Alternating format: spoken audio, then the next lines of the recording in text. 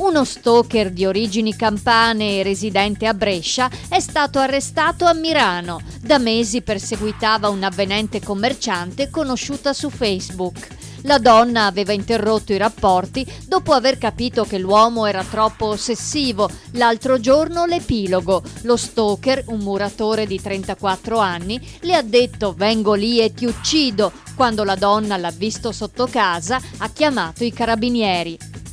Sono ben 4 le presenze veneziane sul calendario Bellezze Venete 2014. Beatrice Trabuio di Martellago, una delle ultime Marie, è gennaio. Le sorelle Talita e Naomi Baldan di Fiesso d'Artico riscaldano il mese di dicembre e per il pubblico femminile c'è Marco Crepaldi, 25enne di Cavarzere.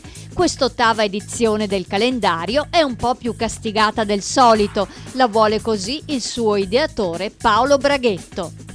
Il disservizio delle poste di Mareno di Piave finirà in procura a Treviso. La donna che da 3 settimane aspettava il referto oncologico di un attack pet ha deciso di denunciare le poste. Il suo plico era sepolto sotto una montagna di corrispondenza. Per farselo consegnare, la donna si è dovuta presentare in ufficio postale coi carabinieri di Susegana.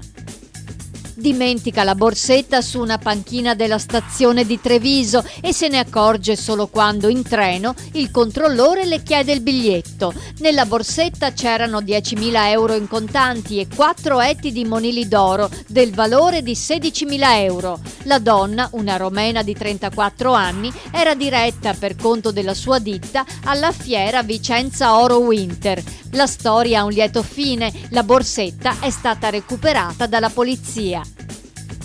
Panico all'ospedale di Campo San Piero. Un disabile rom ricoverato nel reparto di medicina minaccia i degenti e spara con la pistola a pallini contro un medico. Neanche ai carabinieri prontamente intervenuti l'uomo voleva consegnare l'arma e uno dei militari si è beccato un pugno. Non è la prima volta che l'individuo si comporta così. Tempo fa è uscito nudo dall'ospedale ed è entrato in un negozio di abbigliamento.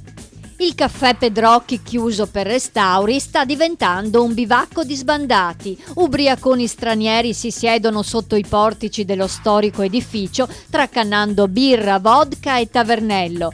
Commercianti e residenti della zona protestano per questa brutta immagine e si chiedono come mai gli amministratori comunali del vicino Palazzo Moroni non prendano misure drastiche per tutelare uno dei luoghi più belli di Padova.